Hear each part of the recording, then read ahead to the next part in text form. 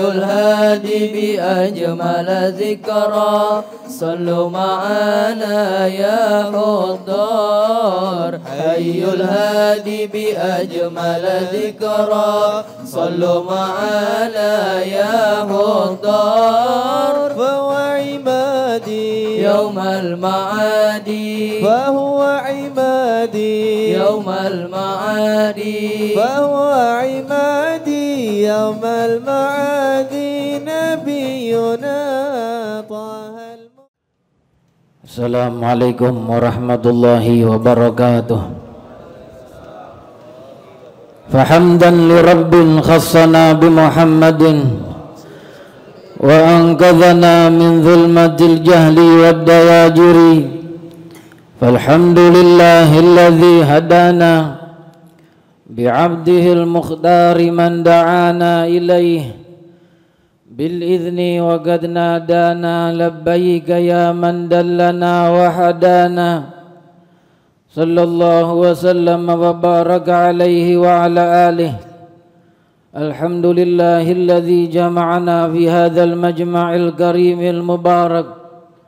Limpahan puji kehadirat Allah, limpahan puji kehadirat Allah subhanahu wa ta'ala atas panggilan-panggilan yang mulia ini, atas sentuhan-sentuhan rahmat dan kasih sayang yang Ia berikan kepada para hambanya, kepada para penyembahnya, kepada hamba-hamba yang ingin dekat dengannya, memuliakan mereka dengan mendekatkan mereka kepada hadratullah. Ia kumpulkan mereka di dalam majelis mulia untuk memperkenalkan dirinya agar hambanya mengenalnya, agar hambanya mengenal kebesarannya, mengenal keagungannya, mengenal keperkasaannya, dan juga mengenal besarnya kasih sayang Allah atas diri mereka. Jika tidak, Allah akan biarkan mereka terlantar di dalam kubangan kemaksiatan dan dosa, terhempas jauh dari rahmat Allah, terhempas jauh dari perhatian Allah. Masih beruntung jika hambanya itu terjauhkan di alam dunia saja, tapi kemudian datang inayah Allah di akhir umurnya sehingga ia dekat dengan Allah di yaumil qiyamah. Tapi celaka, sungguh celaka ketika ia dijauhkan dunia wal akhirah. Dia akan mendengar panggilan Allah Ta'ala dan ucapan dan seruannya kepada mereka sekelompok makhluknya. Ikhsa'uni fala tukallimun. Ikhsa'u fala tukallimun. Hinalah kalian, jangan kalian bicara dengan aku. Begitu sebagian kelompok akan mendengar seruan Allah ini di hari kiamat, dan tak ada lagi kebahagiaan datang setelahnya untuk mereka. Tapi aku dan kalian di malam ini termuliakan dengan hadirnya kita di majelis mulia ini, berzikir kepada Allah, menyambut seruan-seruan kemuliaan Allah yang terus memanggil di setiap malam. Di sepertiga malam terakhir ia datang dengan rahmatnya memanggil hambanya, memanggil mereka untuk meminta kepada Allah agar diberi oleh Allah Ta'ala. Ia ingin tunjukkan kedermawanan yang maha luas. Ia panggil mereka untuk bertobat. Ia ingin tunjukkan kepada mereka bahwa Ia maha menerima taubat dan ampunannya lebih luas dari luasnya lautan.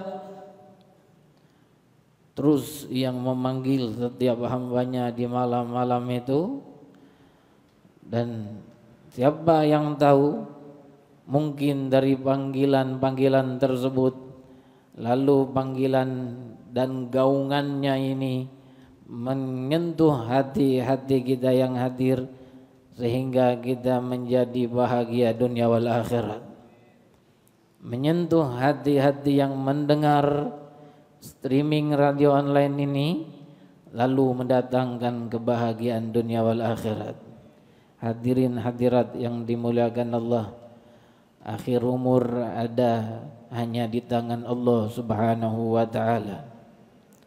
Sebab itu tak ada satupun hamba yang saleh, bahkan Sayyidus Salihin Sayyidina Muhammad sallallahu alaihi wasallam, tak satupun di antara mereka yang mulia itu, bahkan Rasulullah, mendongakkan kepalanya dan angkuh, kemudian menyombongkan amal solehnya di hadapan para makhluknya, karena tidak tahu bagaimana nasibnya di akhir umur. Bahkan Rasul sallallahu alaihi wasallam dalam kemenangan terbesarnya di bulan Ramadan, di perang Fatah Makkah, beliau ketika sudah menguasai Makkah dan masuk dengan begitu mulianya, setelah mereka penduduk Makkah dikalahkan oleh pasukan beliau tanpa perlawanan kecuali sedikit dari pihak Sayyidina Khalid bin Walid, kemudian dipatahkan oleh Sayyidina Khalid bin Walid. Kemudian Rasulullah pun memasuki kota Mekah dengan menundukkan kepala beliau, sampai diriwayatkan oleh para ulama kepala beliau menyentuh atau hampir menyentuh tubuh onta yang ia naikinya. Menunduk memasuki kota Mekah, padahal di saat itu beliau menguasai Mekah dan mendapatkan kemenangan terbesar yang Allah berikan, merebut kota yang dulu beliau diusir darinya. Hadirin hadirat yang dimuliakan Allah Subhanahu wa ta'ala,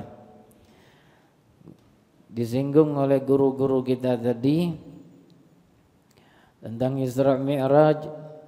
Dan jikalau di majelis ini 10 orang para guru yang hadir dan setiap mereka bangun memberikan sumbangan ilmunya untuk dimanfaatkan oleh kita, membahas semuanya tentang Isra Mi'raj dari sisi-sisinya yang berbeda, niscaya masih ada belum lagi pembahasan yang dibahas, karena begitu luasnya ilmu Sayyidina Muhammad sallallahu alaihi wasallam.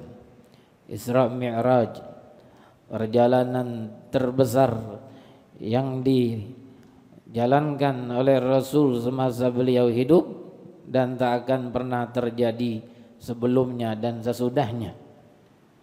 Kata para ulama, di antara hikmah Isra Mi'raj ini, kenapa Rasul Allah Ta'ala isra'kan dari Masjidil Haram menuju Masjidil Aqsa yang disebut dengan Baitul Maqdis, lalu dari situ pergi ke Sidratul Muntaha, melewati banyak pintu, di langit pertama, kedua, ketiga bertemu dengan Nabi ini, dengan Nabi itu, lalu kemudian bertemu dengan Allah Subhanahu wa Ta'ala di akhirnya. Kalau ditanya, bisa enggak Allah pindahkan, Allah menaikkan Rasul dari Masjidil Haram, dari tempatnya, diriwayatkan dari beliau diisrakan dari rumah Ummu Hani, bibi beliau.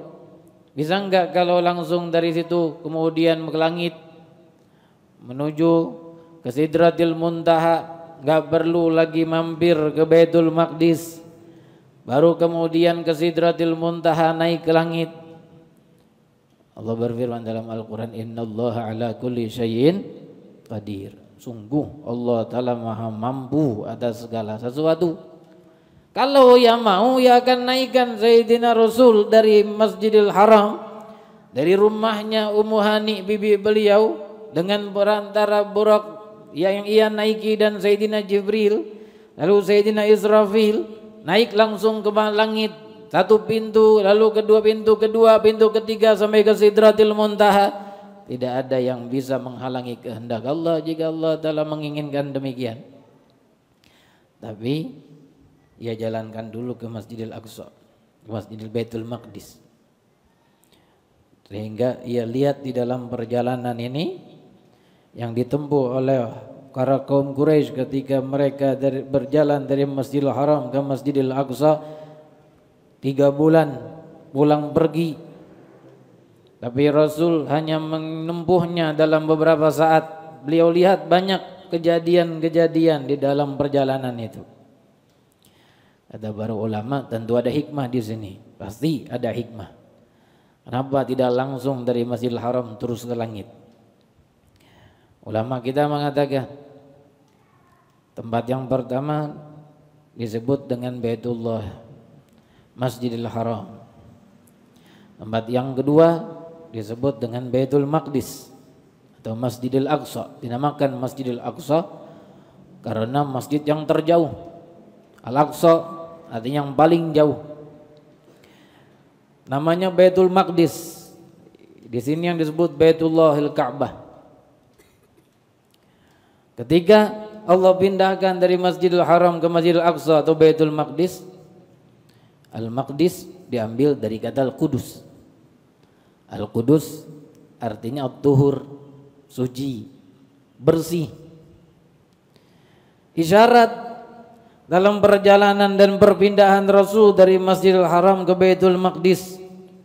Kemudian setelah itu baru bertemu Allah setelah melewati Sidratul Muntaha, bahwa seorang ketika ingin mendapatkan kesucian dari Allah Subhanahu wa taala, ia harus berusaha untuk mendapatkannya. Seperti halnya Rasul berusaha pindah dari Masjidil Haram menuju Masjidil Aqsa Baitul Maqdis, tidak langsung diangkat ke langit. Kalau udah suci dengan usaha yang dikeluarkan, apa usahanya? Usaha melihat dirinya apa yang masih menjadi ganjalan antara hubungan dia dengan Allah, antara hubungan dia dengan Rasul. Hijab yang harus diangkat satu persatu yang ada di dalam dirinya sehingga dirinya menjadi suci, lalu kemudian setelah itu layak bertemu dengan Allah Subhanahu wa taala dalam sifat yang paling sempurna. Ya, hilangkan segala sifat-sifat yang mendatangkan murka Allah. Al-mar'u al-mu'min mir'atul mu'min. Kata Rasul dalam hadis, orang mukmin cermin untuk mukmin yang lain. Paling sulit seseorang ketika melihat apakah dirinya ada memiliki aib dan kekurangan atau tidak. Tapi paling mudah seorang manusia ketika ingin melihat apakah seseorang lain itu, si fulan itu punya kekurangan ataukah tidak. Itu tiap tabiat manusia.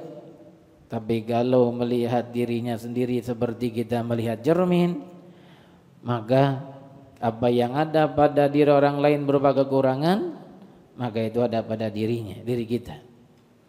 Selayaknya orang kalau bercermin, ya, kalau mau pergi nengok ke cermin, di cermin dia lihat tubuhnya, dilihat sosoknya, terutamanya mukanya.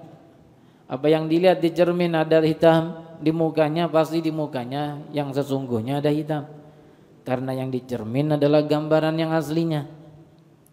Begitupun kata Rasul dalam hadis, al-mu'min mir'atul mu'min. Mu'min itu cermin untuk mukmin yang lain. Kalau kita menganggap seseorang dan menyangka seseorang itu sombong sekali atau riak sekali, ketahuilah penyakit itu ada di dalam diri kita sendiri.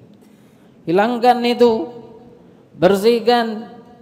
Maka jika kita sudah suci dari sifat itu, sebagaimana Rasul ketika sudah mencapai Baitul Maqdis yang artinya suci, maka setelah itu beliau bertemu dengan Allah Subhanahu wa taala.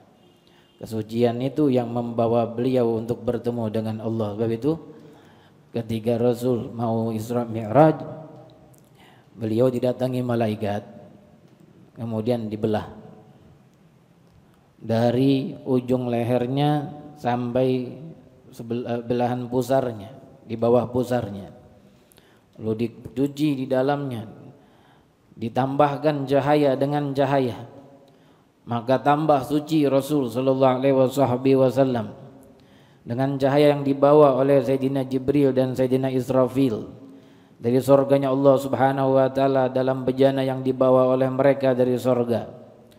Setelah bersih, diberikan cahaya dan ditambahkan cahaya, Rasul pun kemudian diberangkatkan, diisrakan dari Masjidil Haram ke Masjidil Aqsa. Kata ulama, dibelah dada Rasul sallallahu alaihi wasallam di dalam kehidupan beliau terjadi beberapa kali, bukan cuma di hari itu doang. Terjadi sebelumnya, yang pertama kali di waktu beliau diasuh oleh Sayyidina Sa'diyah dari Bani Sa'ad. Beliau 2 tahun di Bani Sa'ad, diasuh di tempat itu, di kampung itu, dan banyak keajaiban yang terjadi setelah Rasulullah datang ke kampung Bani Sa'ad. Kemudian setelah 2 tahun terjadi kejadian malaikat turun dari langit mengambil Rasul, membawa ke satu tempat, kemudian dibelah dada beliau, kemudian ditambahkan cahaya ke dalamnya, lalu dikembalikan seperti semula. Saudara sesusuannya ketika melihat Rasulullah, saudaranya ini yang bernama yang saudara yang dari Mekkah, diambil, dibawa oleh orang, dia pun takut lari, kemudian kembali ke orang tuanya dan melaporkan kejadian tadi. Orang tuanya Rasul, suami istri yang dari Bani Sa'ad ini, kemudian berlari menuju ke tempat yang ditunjukkan oleh anaknya di mana Rasulullah dibawa. Ketika sudah sampai ke situ, Rasulullah sudah berdiri tegap melihat ke langit. Dan kemudian ketika beliau ditanya, apakah terjadi apa padamu ya Rasul, wahai Muhammad? Tidak, lihat badannya tidak terjadi apa-apa. Itu yang pertama kali. Kemudian yang kedua, ketika ingin diturunkan Al-Quran di Gua Hira pada ketika beliau berumur 40 tahun, dibelah dada Rasul sallallahu alaihi wasallam dan diperlakukan seperti yang di hari Isra Mi'raj sallallahu alaihi wasallam. Maka beliau semakin suci, semakin suci, semakin suci. Semoga kita dihubungkan dengan kesucian Sayyidina Muhammad sallallahu alaihi wasallam. Hadirin hadirat yang dimuliakan Allah Subhanahu wa taala, itu isyarat yang dikatakan oleh ulama dari perjalanan Sayyidina Rasul dari Masjidil Aqsa, Masjidil Haram menuju Masjidil Aqsa, Baitul Maqdis, kemudian pergi ke langit bertemu dengan Allah Subhanahu wa taala. Dari perjalanan yang ada di atas bumi menuju Masjidil Aqsa, menuju Baitul Maqdis, Rasul sallallahu alaihi wasallam bersama Sayyidina Jibril yatatabba'ul athar, mengikuti jejak. Jejak siapa? Jejak yang ditinggalkan oleh para salihin sebelum Sayyidina Muhammad, para nabi-nabi. Jejak yang ditinggalkan oleh Sayyidina Isa alaihi salatu wassalam, jejak yang ditinggalkan oleh Nabiullah Musa sallallahu alaihi wasallam. Jejak-jejak ini ditelusuri oleh Rasul, diikuti bersama Sayyidina Jibril. Lalu Sayyidina Jibril ketika sampai ke jejak Nabi Allah Musa, suruh turun sholat di situ. Ke jejak Nabi Isa, suruh turun sholat di situ. Bahkan ke jejak beliau sendiri. Mana jejak beliau sendiri? Yaitu ketika disuruh ke satu tempat yang penuh dengan pohon-pohon korma. Lalu beliau setelah sholat di situ dan dikabarkan ketika sudah beliau bertanya, kata Sayyidina Jibril, ini adalah tempat hijrahmu. Maka beliau pun hijrah ke Yathrib, yaitu yang dinamakan Madinatul Munawwarah. Hadirin hadirat yang dimuliakan Allah, maka menelusuri jejak-jejak para solihin, untuk mengikuti, untuk mendapatkan peninggalan mereka, jejak-jejak yang ditinggalkan mereka adalah sunnah Sayyidina Muhammad. Di zaman kita ini banyak kaum muslimin muslimat yang ikuti jejak, mengikuti jejak solihin yang ada di tempatnya, di wilayahnya, yang telah wafat, kemudian didatangi. Jalan ke arah sana itu ada kubur seorang saleh waliullah, maka didatangi, kemudian diambil, kemudian diziarahi, kemudian diambil berkahnya.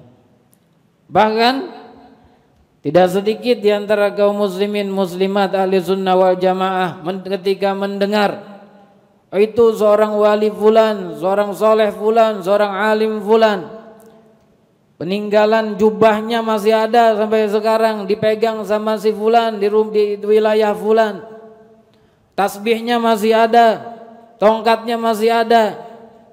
Tergerak sebagian kaum muslimin yang tahu, kemudian ayo kita ke sana, ngapain? Ambil berkah.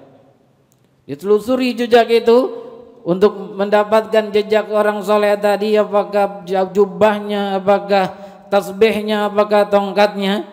Ini semua amalan berasal dari Sayyidina Muhammad sallallahu alaihi wasallam. Di malam Isra Mi'raj beliau lakukan itu, menelusuri jejak-jejak para nabi, sehingga beliau mengabarkan kepada sahabatnya, maratu ala qabri Musa wa huwa hayyun yusalli fi qabri. Aku melewati kubur Nabi Musa, beliau hidup, dia salat di dalam kuburnya. Mengikuti jejak Nabi Musa sampai kepada kuburnya yang dituntun oleh Sayyidina Jibril alaihi salatu wassalam. Yang nuntun Sayyidina Jibril, yang menelusuri jejak Sayyidina Rasul. Apa ada makhluk di alam semesta ini yang lebih mulia dari keduanya? Kalau menelusuri jejak untuk ngambil berkah peninggalan para solihin adalah musyrikin, apakah mereka berani mengatakan kedua orang ini musyrikin? La ilaha illallah. Sayyidina Muhammad sallallahu alaihi wasallam, imam ahli tauhid, imamul mu'minin, imam orang-orang mukminin dan mukminat, dan semua para nabi bahkan bermakmum di belakangnya, dan ditunjukkan itu oleh Allah kebesarannya di dalam hari Isra dan malam Isra. Di Baitul Maqdis tidak ada yang berani ke depan mihrab kecuali Sayyidina Muhammad. Yang bermakmum Sayyidina Jibril, yang bermakmum Nabiullah Adam, yang bermakmum Nabiullah Musa, yang bermakmum Nabiullah Isa, yang bermakmum Nabiullah Ismail, yang bermakmum para malaikatullah, yang bermakmum para aulia salihin, ruh-ruh para orang soleh hadir bermakmum bersama ruh para anbiya dan mursalin di belakang satu orang yang bernama Muhammad. Ini imam ahli tauhid, ngajarinnya agar ngikutin jejak orang soleh, ngambil berkah dari mereka. Artinya juga kata ulama, enggak dilarang orang yang afdol ngambil berkah dari orang yang kurang, yang di bawah keafdolannya. Beliau sholat di tempat Nabi Isa dilahirkan. Beliau sholat di tempat Nabi Musa berbicara dengan Allah. Beliau sholat di tempat ini, di tempat itu. Semuanya pemilik tempat itu, pemilik jejak-jejak itu dalam fadilah dan kemuliaan, di bawah kemuliaan Sayyidina Muhammad.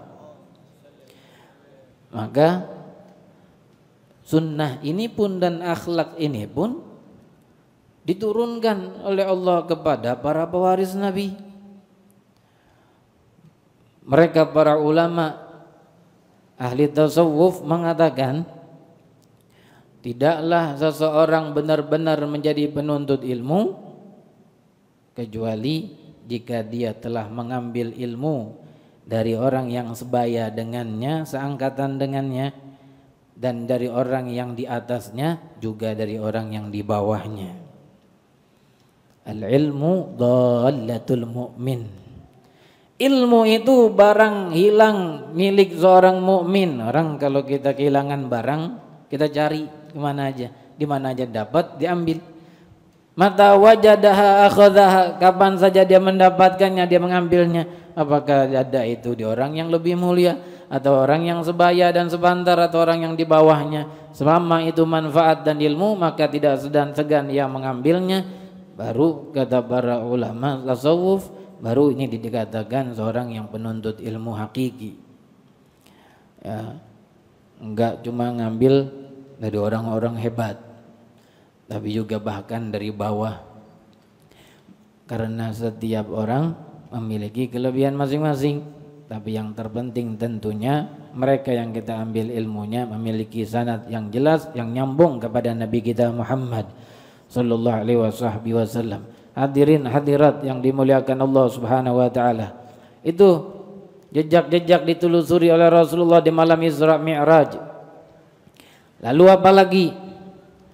Di malam Isra Mi'raj di antara hikmah yang terkandung di dalamnya, kata ulama, hubungan antara seorang alim, saleh, wali, bahkan seorang nabi, bahkan seorang rasul yang paling afdal nabi kita, terhubung hubungannya dengan pendahulu-pendahulunya. Hubungan harmonis, hubungan yang begitu sangat hangat, hubungan yang begitu sangat erat, sehingga beliau di dalam malam Isra dan Mi'raj tidak melupakan mereka-mereka itu. Bahkan sepulang dari Isra dan Mi'raj, ketika beliau menerangkan dan menjelaskan tentang sifat-sifat Nabi yang ditemuinya, beliau mengatakan, dan yang paling persis dengan Nabi kalian adalah Sayyidina Ibrahim. Maka beliau menjalin hubungan yang erat dengan para pendahulu. Ini sifat Rasulullah. Yang mana di akhir zaman ini, sebagaimana telah dikabarkan Rasul sebagai tanda akhir zaman, akan datang satu umat nanti di akhir zaman, di mana orang yang saat itu, orang yang terakhir datang di zaman itu akan melaknat orang-orang yang sebelumnya.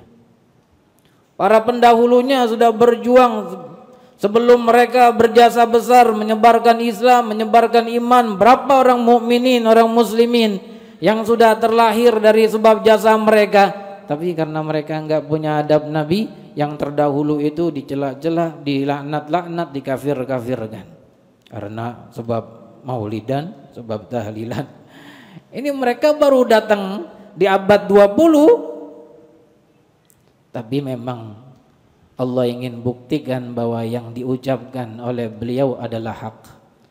Beliau katakan akan terjadi, akan ada kaum itu, maka Allah pun buktikan. Ingin Allah Ta'ala kuatkan dengan kejadian yang dipastikan terjadi di akhir zaman, bahwa kalian wahai hamba-hambaku, jikalau kalian mendengar Rasulku ini berkata, maka ia berkata yang hak. Akan kalian lihat sendiri perkataannya adalah hak. Tapi kalau Ahlussunnah wal Jamaah ya, melakukan hubungan dengan orang-orang sholihin yang terdahulu, dengan ziarah kepada mereka, kirim Fatihah kepada mereka, menelusuri jalan-jalan mereka, ajaran-ajaran mereka. Dengan itu kita dianjurkan untuk berdoa, bahkan doanya diajarkan dalam Al-Quran. Rabbana ighfir lana wa li ikhwanina alladzina sabaquna bil iman wa la taj'al fi qulubina ghillan lil ladzina amanu rabbana innaka ra'ufur rahim.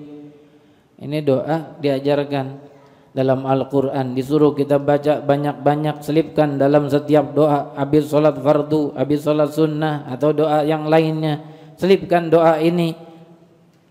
Rahasianya apa? Rahasianya agar kita terhubung dengan para sholihin yang sebelum kita. Ketika kita bersambung dengan mereka, insya Allah Allah masukkan kita dalam golongan mereka, dan mereka golongan yang selamat di alam akhirat. Hadirin hadirat yang dimuliakan Allah Subhanahu wa taala. Sebab itu enggak segan-segan Rasulullah mendoakan, bukan mencela, bukan melaknat, mendoakan para nabi-nabi yang sebelum beliau. Beliau katakan dalam suatu hadis riwayat Imam Bukhari, rahimallahu Musa qad udhiya bi aktsara min hadza fasabar. Allah, semoga Allah merahmati Nabi Musa. Doa tuh dari Nabi. Padahal Nabi Musa udah wafat, udah lama. Tapi beliau enggak lupakan antara hubungan beliau dengan Sayyid Nabi Allah Musa alaihi salatu wassalam wa alaihi wa ala nabiyina afdhalus salatu wassalam. Allah semoga merahmati Nabi Musa. Beliau sungguh telah banyak diuji dengan hal yang lebih dari ini, kemudian ia sabar, kata Nabi. Ketika Rasul, kalau nggak salah di Haji Wada kan orang banyak itu, beliau terdorong-dorong dengan banyaknya orang berdesak-desakan sampai tersudut di suatu tempat di depan Ka'bah. Lalu beliau mengatakan demikian, ingat dengan Nabi Musa alaihissalatu wassalam, diuji banyak, diuji banyak oleh Allah, oleh kaumnya, tapi beliau sabar. Bayangkan disebutkan di dalam riwayat Sayyidina Musa alaihissalatu wassalam, Nabi Allah Musa alaihissalatu wassalam, beliau memanggil kepada kaumnya untuk mendekat kepada Allah, untuk beriman kepada Allah, agar tinggalkan berhala-berhala itu. Lalu beliau dipukuli sampai pingsan. Kemudian ketika beliau bangun, mengajak lagi kepada Allah Subhanahu wa taala untuk beriman. Ayo kita beriman kepada Allah. Dipukuli lagi sampai pingsan. Bangun siuman, mengajak lagi. Bukan setahun 2 tahun mengalami itu, 950 tahun. Berapa kali pingsan 950 tahun? Gak kapok, gak putus asa, gak putus harapan, terus berdakwah kepada Allah. Walaupun diperlakukan seperti itu, maka Nabi Allah Muhammad SAW ketika mengalami kejadian itu, beliau ingat kepada Nabi Musa dan apa yang dihadapinya, maka beliau mengatakan demikian dan mendoakan Nabi Musa. Rahimallahu Musa. Allah merahmati Nabi Allah Musa alaihissalam. Ini hubungan yang ada antara beliau dengan nabi-nabi sebelumnya. Maka orang solihin sepanjang zaman gak akan mereka terputus satu dengan yang lain, saling mendoakan yang hidup, mendoakan yang wafat, dan bahkan yang hidup mendoakan dengan yang masih hidup, mengambil berkah dengan yang masih hidup. Ketika yang satu lebih tua, lebih sepuh, didatangi oleh yang lebih muda, diambil keberkahannya, diambil doanya. Kita lihat akhlak guru kita, guru mulia kita, Imam al-Murabbil Musnid Habib Umar bin Muhammad bin Salim bin Hafidh, dan guru-guru yang lain juga datang setiap ke tempat-tempat ada dakwah beliau di dunia ini, di barat, di timur. Ketika beliau dengar ada seorang sepuh, ulama, alim sepuh, didatangi ngambil berkah, didatangi ngambil ijazah dari mereka, sehingga terus tersambung hubungan beliau dengan para solihin. Begini adab yang diajarkan oleh Nabi kita Muhammad sallallahu alaihi wasallam. Dengan itu kita tahu kelompok itu yang melaknat orang-orang yang terdahulu, mencela-cela orang-orang terdahulu, bahkan mengkafiri, memusyrikan orang-orang terdahulu, padahal mereka para dai, para alim, para soleh yang sudah banyak berjasa kepada orang-orang muslimin muslimat. Itu kelompok kita yakini sesat jalan, karena tidak begitu jalan Sayyidina Muhammad, menyimpang jauh dari jalan Sayyidina Muhammad sallallahu alaihi wasallam. Semoga Allah Ta'ala wafatkan kita jalan-jalan Rasul. Allah Ta'ala hubungkan terus kita dengan tali hubungan Rasul, dengan tali ikatan Rasul, sehingga tidak terlepas kita dunia, juga tidak di alamul akhirat. Di dalam majlis ini, di antara maksud dari didirikan majlis ini, kita hadir di sini untuk menyambung lagi tali dengan antara kita dengan Sayyidina Muhammad, menyambung hubungan antara kita dengan Sayyidina Muhammad sallallahu alaihi wasallam. Ya Rabbana ya Rahim, wafatkan kami dalam jalan Rasulullah, wafatkan kami dalam jalan Rasai Habibillah, wafatkan kami dalam jalan kekasihmu Nabi kita Muhammad sallallahu alaihi wasallam. Jangan pisahkan kami dunia wal akhirat. Kita berzikir kepada Allah Ta'ala, menerangi hati ini, hati yang kelam lagi dengan segala maksiat dan dosa dalam seminggu ini atau bahkan di hari ini. Kita terangi hati yang kelam ini dengan cahaya zikir, dengan cahaya lafzul jalalah, dengan cahaya asma Allah Subhanahu wa Ta'ala.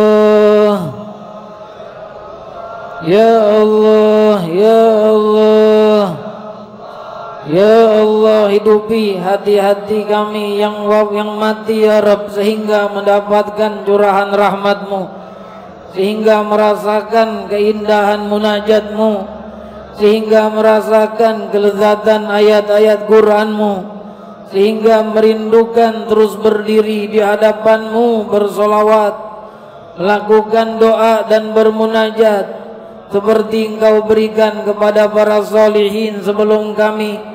Wahai Rabbi yang memberikan orang-orang terdahulu dan yang terkemudian, beri kami apa yang Kau berikan kepada hamba-hamba soleh-Mu, kepada hamba-hamba mulia, kepada hamba-hamba yang Kau angkat derajat mereka setinggi-tingginya di sisi-Mu. Ya Rabbi, jangan Engkau golongkan kami dalam golongan iblis dan syaitan yang terhinakan sehina-hinanya di dunia sampai alamul akhirah. Golongkan kami dalam golongan hamba-hamba soleh-Mu di dunia wal akhirah. Perbaiki hati kami ya Rabb.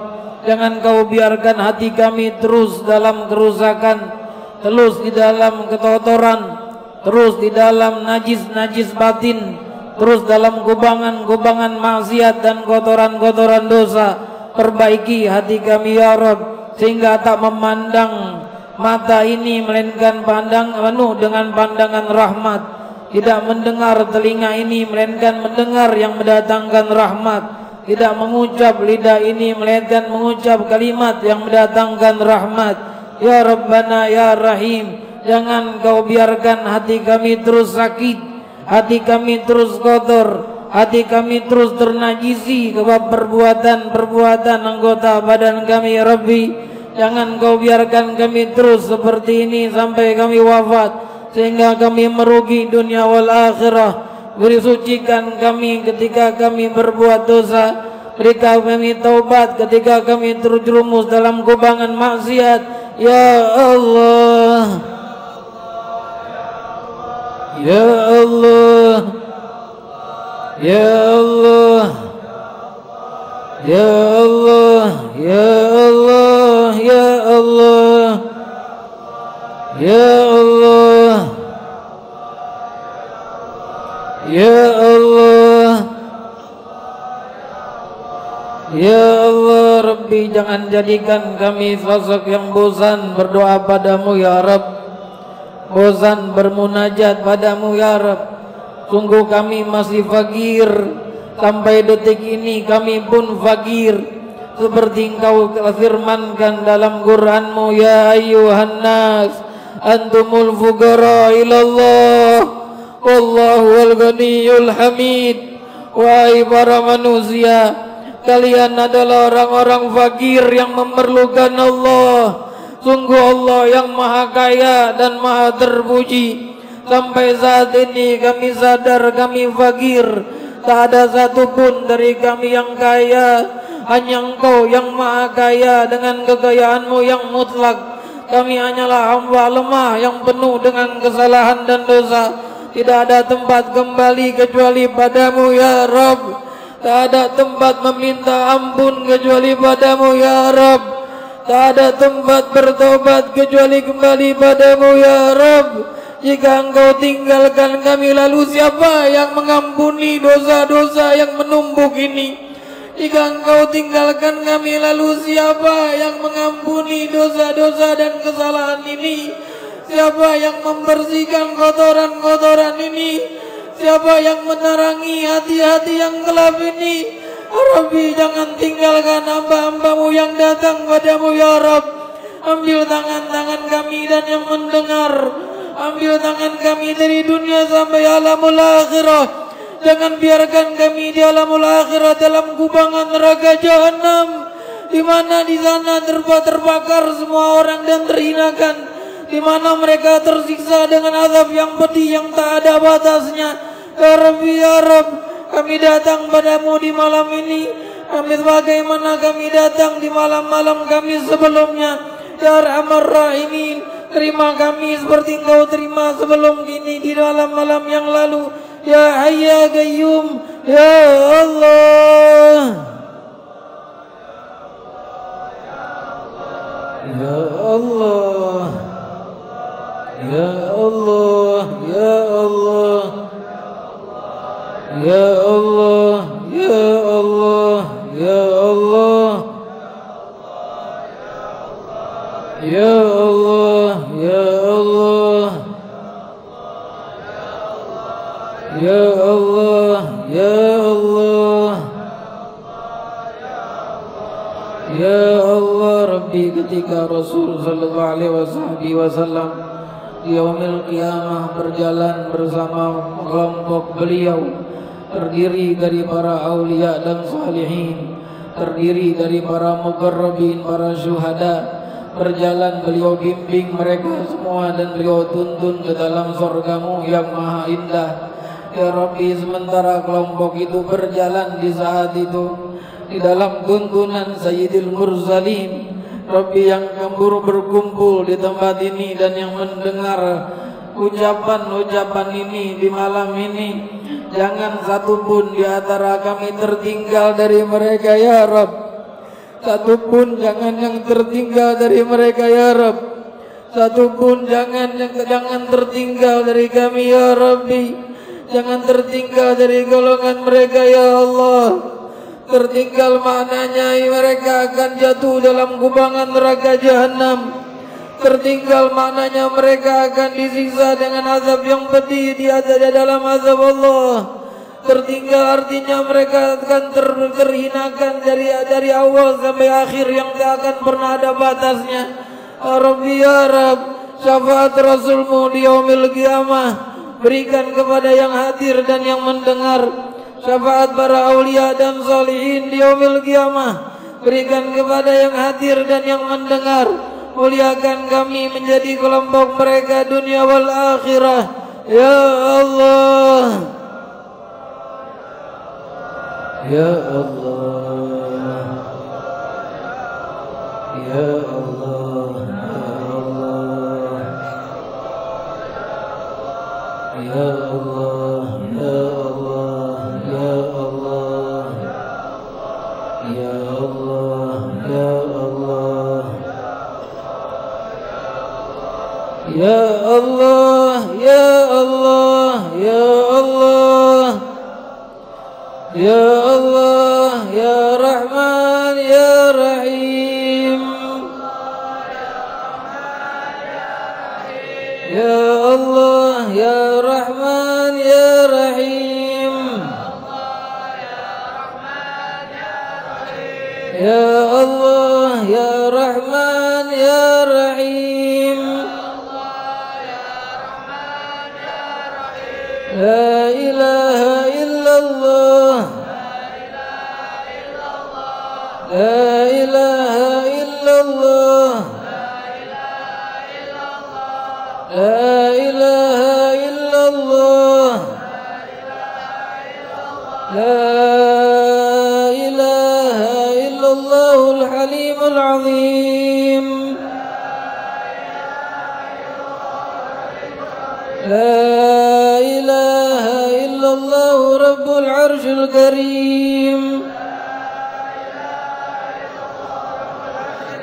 La ilaha illallah rabbus samawati rabbul ardi rabbul arshil azim,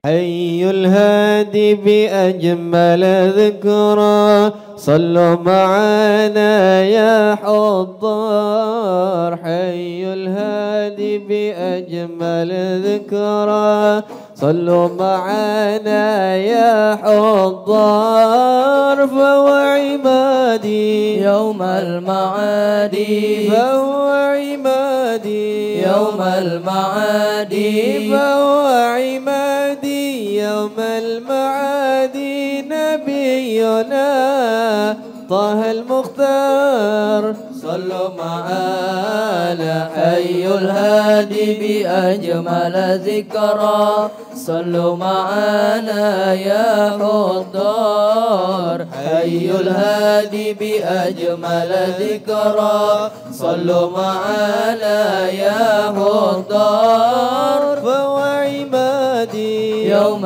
المعاد فهو عمادي يوم المعاد فهو عمادي يوم المعاد نبينا طه المختار صلوا معنا هذا الذي سرى ليلا ثم دنا فتدلى هذا الذي سرى ليلا ثم دنا فتدلى وهو بالأفق الأعلى حباه الواحد الستار فهو عمادي يوم المعاد فهو عمادي يوم المعاد فهو عمادي يوم المعاد نبينا طه المختار صلوا معنا حي الهادي بأجمل ذكرى صلوا معنا يا خضار حي الهادي بأجمل ذكرى صلوا معنا يا خضار فهو عمادي يوم المعاد فهو عمادي يوم المعاد فهو عمادي يوم المعاد نبينا طه المختار صلوا معنا على العرش رقى الجميل وكلمه المولى الجليل على العرش رقى الجميل وكلمه المولى الجليل وقال أبشر يا خليل شفاعتك لمن تختار فهو عمادي يوم المعاد فهو عمادي يوم المعاد فهو عمادي يوم المعاد نبينا طه المختار صلوا معنا حي الهادي بأجمل ذكرى صلوا معنا يا خضار حي الهادي بأجمل ذكرى صلوا معنا يا خضار فهو عمادي يوم المعاد فهو عمادي يوم المعاد فهو عمادي يوم المعاد نبينا طه المختار صلوا معنا صلى مولانا عليه والآل والصحب لديه صلى مولانا عليه والآل والصحب لديه من جاهدوا بين يديه والنور لنا الأفكار فهو عمادي يوم المعاد فهو عمادي يوم المعاد فهو عمادي يوم المعاد نبينا طه المختار صلوا معنا حي الهادي بأجمل ذكرى